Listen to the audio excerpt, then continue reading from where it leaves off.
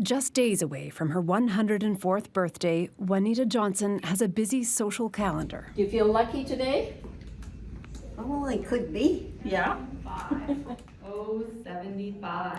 She doesn't miss a bingo and often has visitors, grandchildren, great-grandchildren, and her daughter Linda, who loves to spend time with her mum. Well, I just feel very grateful that she's here in good health. We can still tell stories. You know, there's a lot of detail that is really important for the future, for not just our family, but for people to understand how our earlier generations managed to get through hard times. Born just after the Great War on a farm in New Brunswick, Wanita's life was greatly shaped by the war that was still to come. Oh, it had a lot to do with where you end up and what you end up doing and who you meet. Her mother died young, and Wanita went back and forth between family in Ontario and the Maritimes. And when she graduated high school, she had skills that were in high demand. Shorthand, typing. 1939, on the brink of war. Wanita was hired by the government at a time when more and more young women stepped into the workforce. You had a fair bit of fun, didn't you? Here you are. You're hiking in the Gatineau Hills. Louise. Your roommate. Yeah, and that's Gladys. And then comes along a young man named Charlie. This is the first appearance of him in your photo album.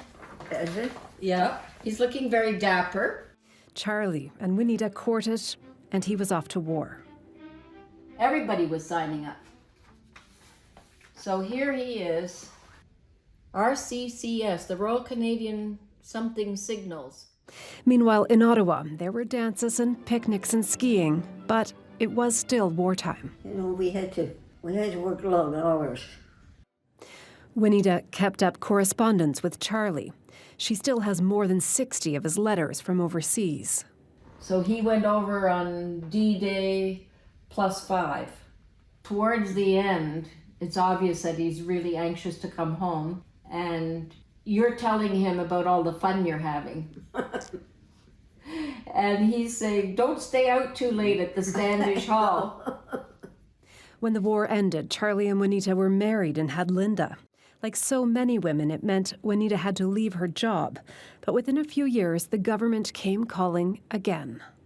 You know, the Korean War came along so quickly afterwards. This time, Wanita stayed with the government, a career that lasted decades. And while her husband was one of the lucky ones to return from overseas, Linda says he carried the impacts of the war for the rest of his life. And I believe that he and most of his peers died much, much younger. My mom and all of her contemporaries were widowed in their 60s. They stuck together. And so that's another part of that story of the women being strong. They carried on and supported their communities. It was up to those women to make sure that life carried on in their honor. So that's part of what the war means to me. In retirement, Wanita traveled the world and eventually settled in the Yukon to be near Linda and her family. And as she turns 104, there will be a big party, a time to celebrate and to remember. You know, this year we'll have her party on the Saturday, and then on the Monday we'll go to the remembrance ceremony. Cheryl Kawaja, CBC News, Whitehorse.